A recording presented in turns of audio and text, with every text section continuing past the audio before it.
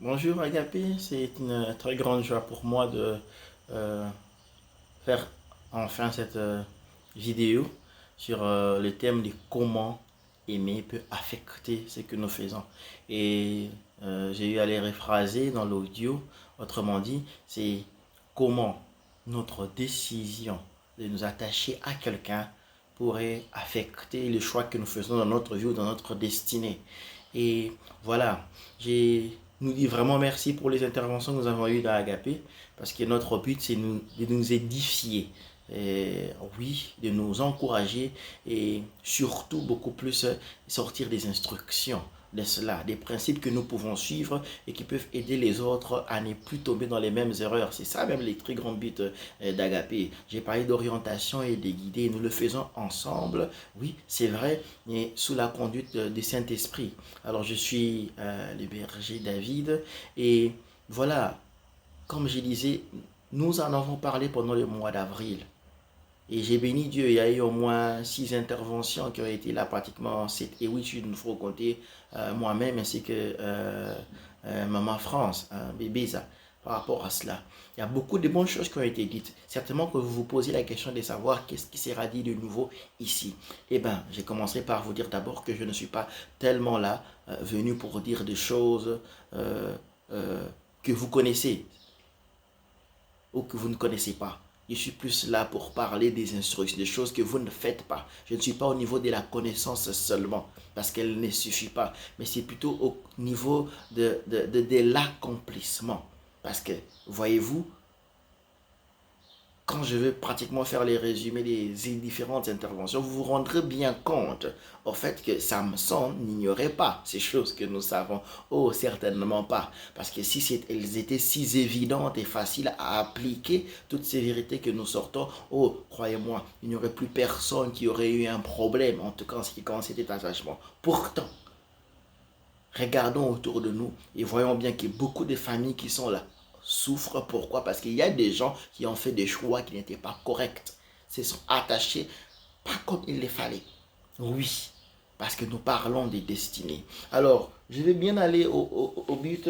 Les interventions que nous avons eues, nous en avons eu au moins oui, s'il faut dire, il y a maman Patricia qui a intervenu. Hein, salutations à maman Patricia, qui dit que même si notre cœur, parce que nous parlons de Samson et de Delilah, même si notre cœur est sépeli dans Moutou, nous devons tenir compte de certains critères qui ont leur base biblique. Oui, les cœurs c'est bon, mais il faut des critères bibliques qu'il faudrait suivre. Et Samson ne l'a pas suivi. Donc nous sommes d'accord par rapport à cela. Et oui, il y a notre tantine Jemima Senda qui a aussi dit beaucoup de choses dans un audio. Hein, que Samson a vendu sa destinée, il y avait une vision plutôt Dieu avait une vision qu'il avait communiquée à ses parents parce que bien entendu, Samson est venu de manière surnaturelle parce que ses parents n'avaient pas d'enfants.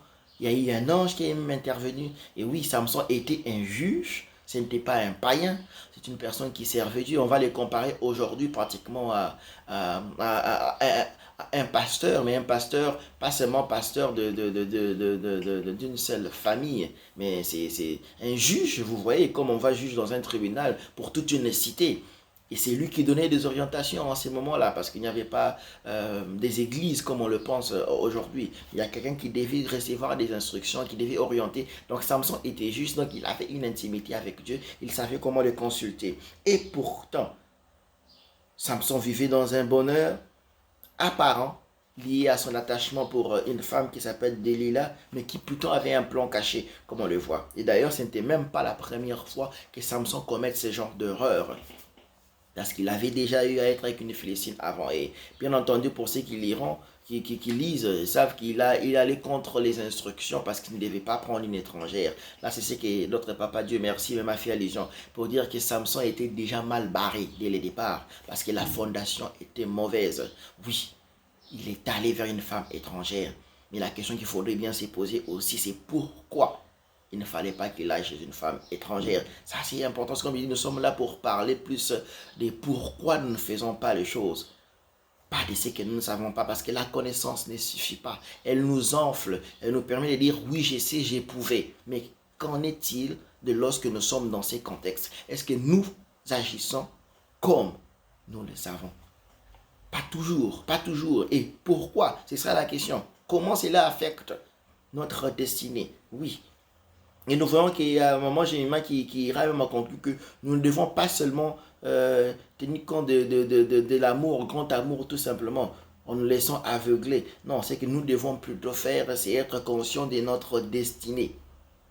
Nous devons connaître ceux pour lesquels nous sommes venus sur la terre et nous demander si les mariages dans lesquels ou l'union dans lesquels nous sommes nous permet de réaliser ces buts. Oui, très important.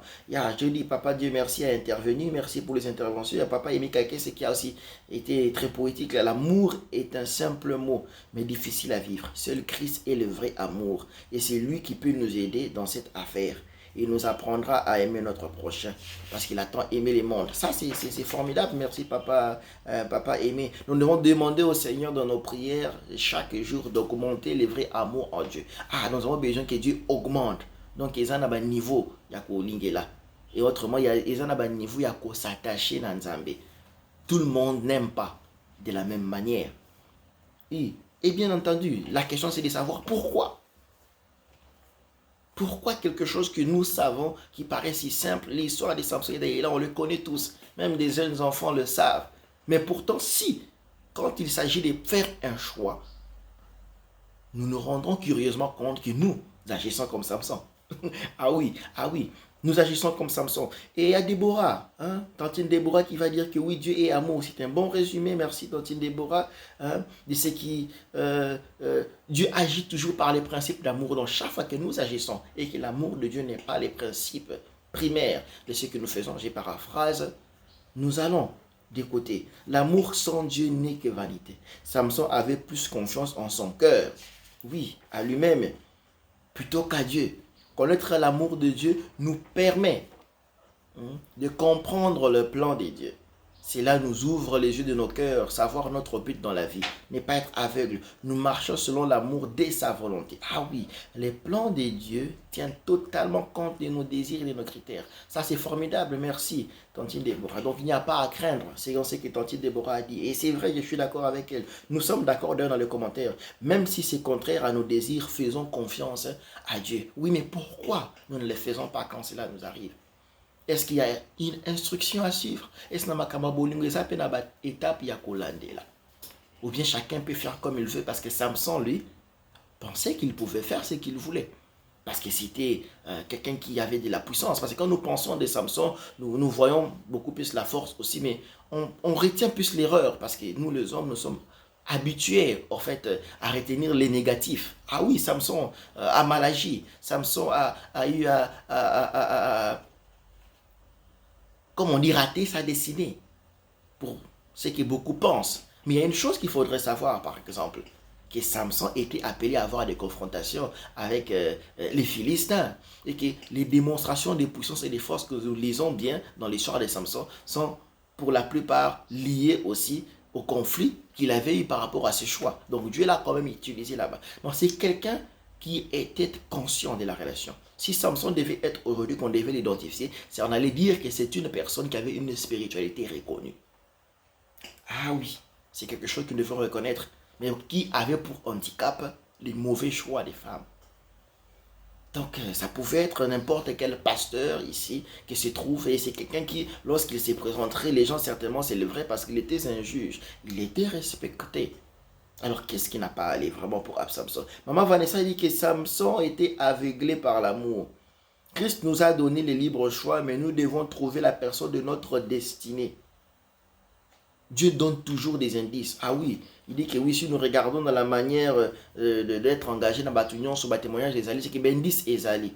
C'est que Dieu donne des indices. Alors ça, c'est très formidable. Alors, j'aimerais d'abord contextualiser pour nous dire que c'est quelque chose qui est arrivé, c'est vrai par rapport à Samson, mais ne soyons pas nécessairement si sûrs pour dire que c'est facile pour nous à faire. Moi, je ne tomberai pas dans ces cas-là. Ah non, le but de cette vidéo, c'est de nous montrer qu'il y a des instructions et des étapes à suivre. Que lorsque l'on ne le suit pas, ne vous en faites pas. Qui que vous soyez, quelle que soit votre intimité, relation avec Dieu, vous vous retrouverez dans le camp des Samson et vous serez un autre Samson ou une Samson.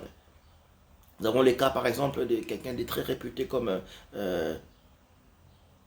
Kuhlman.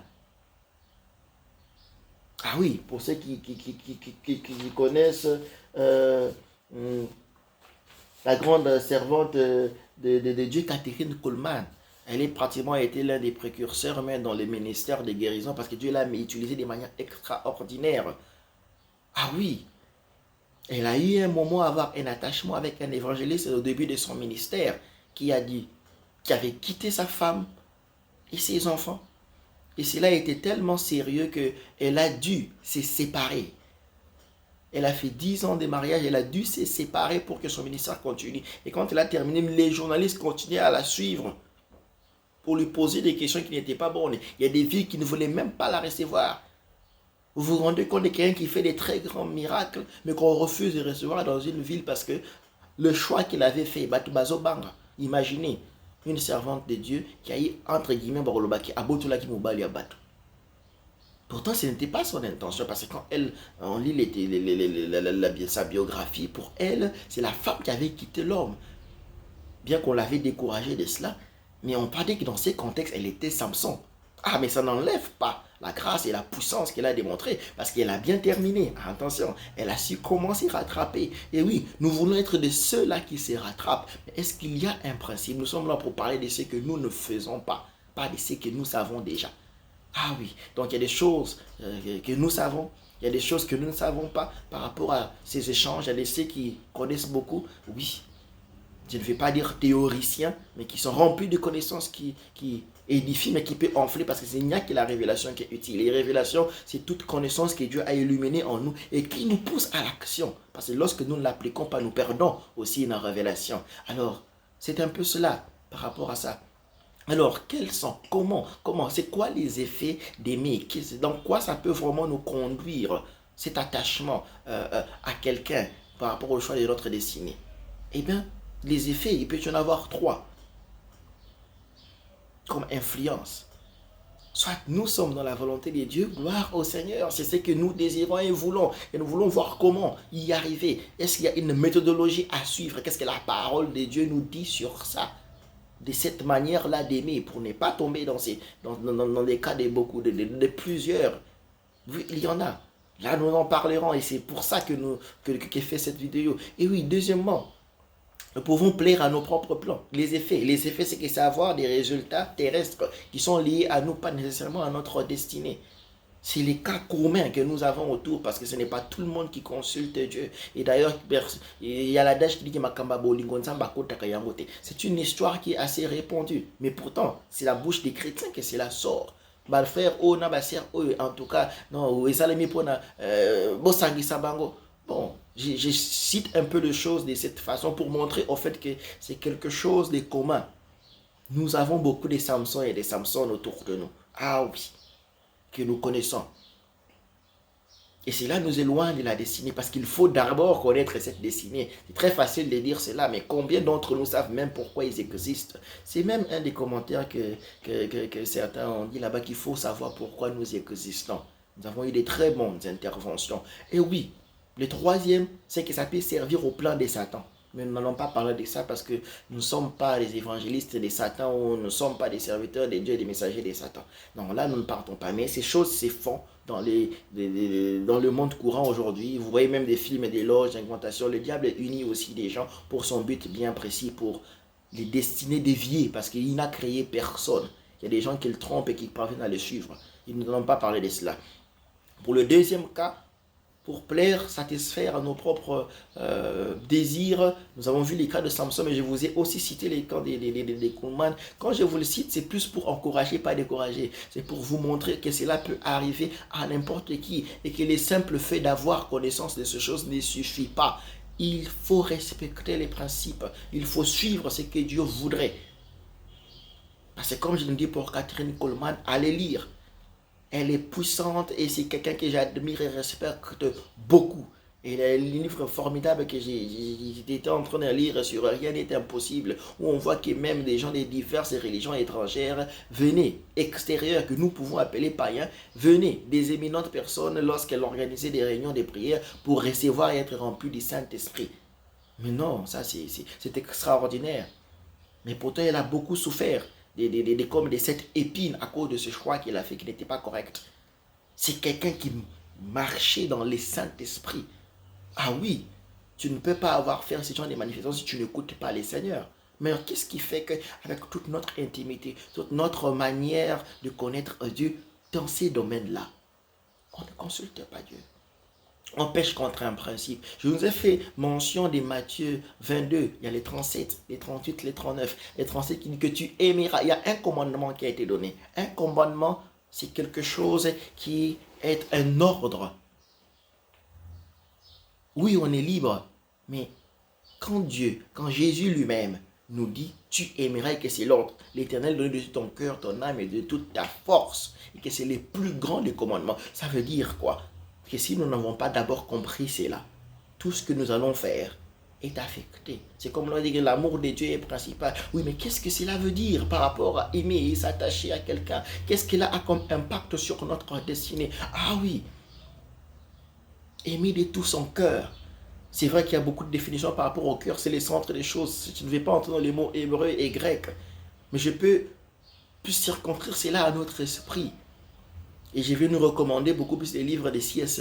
de Washmani qui parlent de l'homme spirituel. En tout cas, je n'ai pas trouvé quelqu'un qui a aussi bien défini ce qui est l'esprit, l'entité spirituelle, l'être humain, autant que cet auteur, parce qu'il était vraiment inspiré par Dieu. Que Dieu le bénisse. Bien sûr, il est au ciel. D'accord. Alors, dans l'esprit, on voit la conscience, qui pour un enfant de Dieu a été renouvelée et qui pour les païens est mort. Ça veut déjà dire que c'est difficile, ou pour ne pas dire impossible pour un païen d'aimer Dieu de tout son cœur. Pourquoi? Parce qu'il est dans son cœur, il n'a pas même, cette conscience n'est pas, la conscience de Dieu n'existe pas. Donc ça veut dire que ces messages encouragent déjà les gens à devenir enfants de Dieu. Tu dois être un enfant de Dieu pour pouvoir l'aimer. Tu dois être un enfant de Dieu pour être orienté dans ta destinée. Tu dois être un enfant de Dieu. Tu n'as pas Jésus dans ton cœur. Donne ton cœur au Seigneur aujourd'hui, pour pouvoir obéir au commandement de Jésus, parce que le commandement de Jésus ne peut être obéi que par ceux qui lui appartiennent.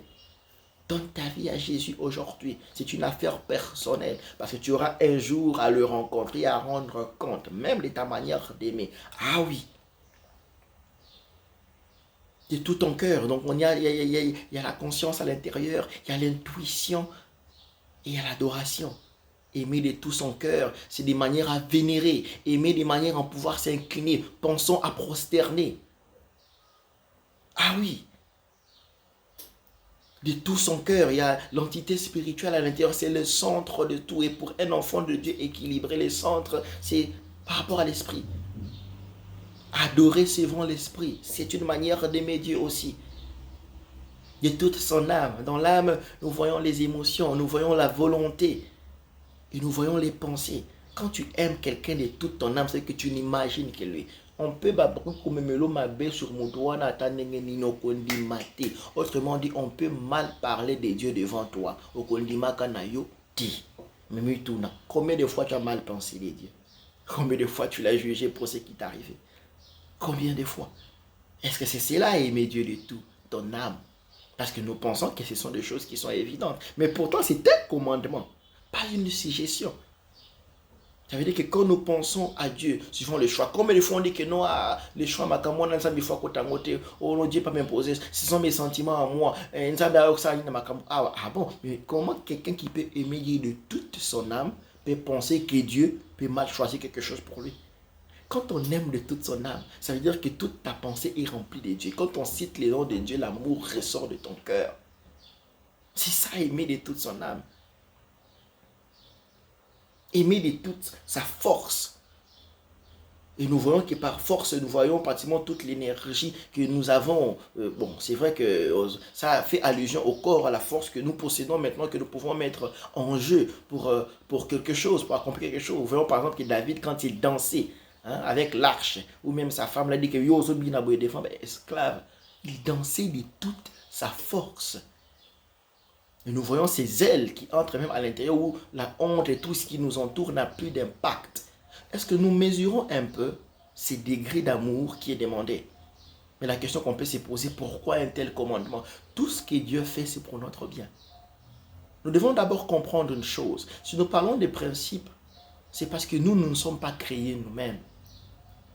Non, nous n'avons pas créé l'amour non plus. C'est Dieu qui a créé l'amour et il est l'amour. C'est Dieu qui a créé et institué les relations amoureuses ou les mariages. Parce que quand nous parlons des relations, notre but, c'est pour y aboutir. Quand nous nous attachons, c'est pour y aboutir. Ce n'est pas une invention humaine. C'est-à-dire que nous devons revenir dans le manuel du Créateur. Et tout ce que la Bible dit a un principe qui est établi. Qui lorsque nous allons à l'encontre, il y a bien des conséquences par rapport à cela. Nous sommes libres de poser des choix, oui, mais il y a cela. Alors, allons-y pratiquement, continuons dans cette démarche des buts.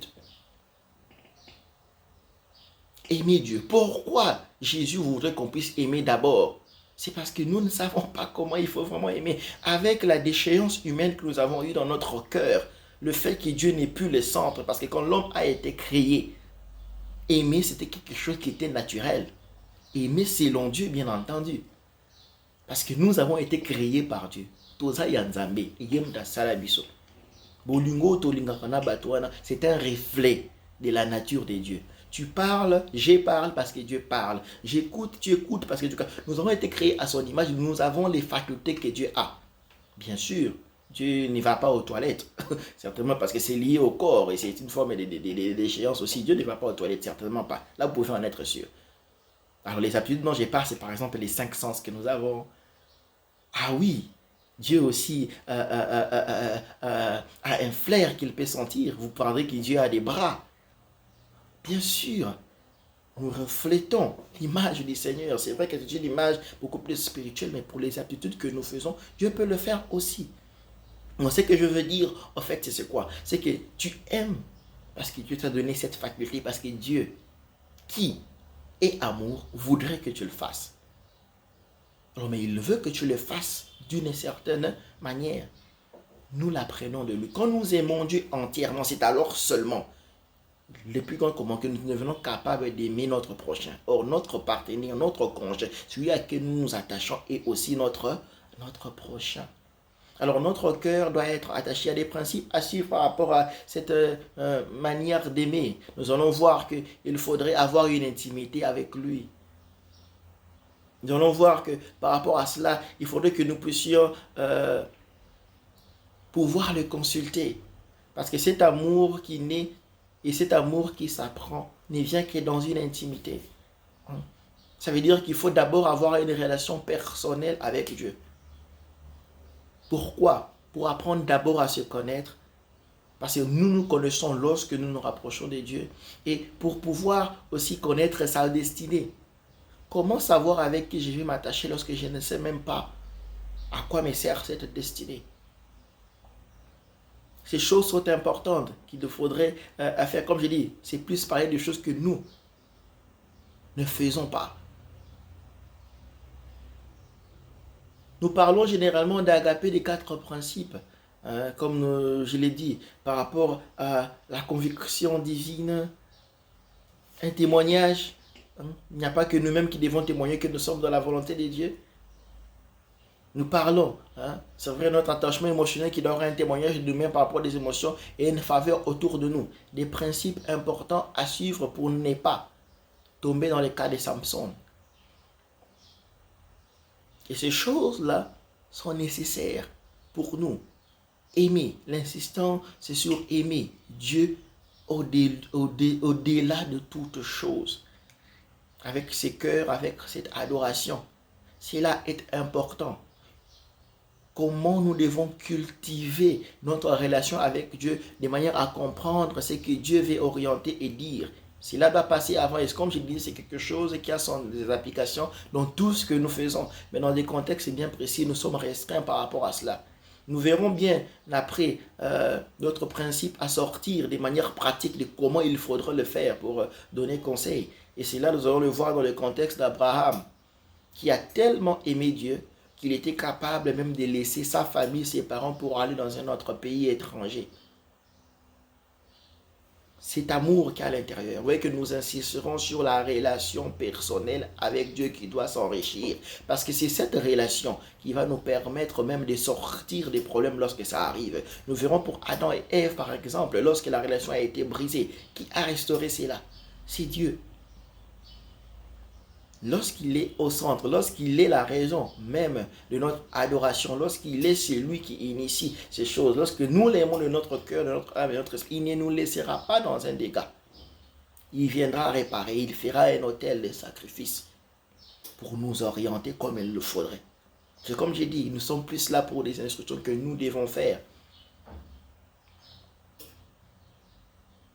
Pour nous encourager, pas seulement nous, mais ceux-là qui n'ont pas encore fait cet acte, parce que nous adressons beaucoup plus aux célibataires, aux ceux qui viennent d'entrer, parce que c'est ceux-là, au fait, qui ont pratiquement un terrain ouvert devant eux, donc ne vous limitez pas à savoir, il faut poser des actes, et le plus important, comme j'ai dit, c'est la relation personnelle que vous avez avec Dieu.